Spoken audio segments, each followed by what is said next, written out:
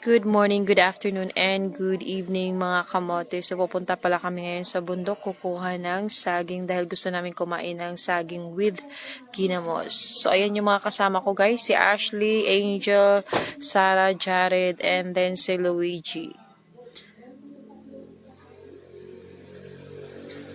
So ayan, nakikita na namin yung saging at agad-agad na pinitas. So ayan guys, pinitas kinuha pala.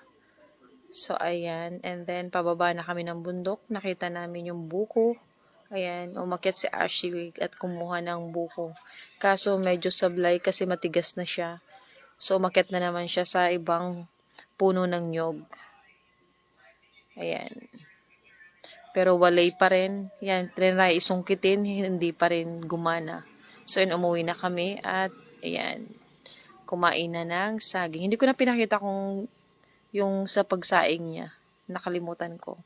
Ayan guys. So ayan, kumakain na kaming lahat dyan. Maliban sa nanay at tatay ko kasi hindi nila kayang kumain ng matitigas. So kami lang po. Ayan. Maraming salamat. And please don't forget to like, share, and comment. Bye-bye.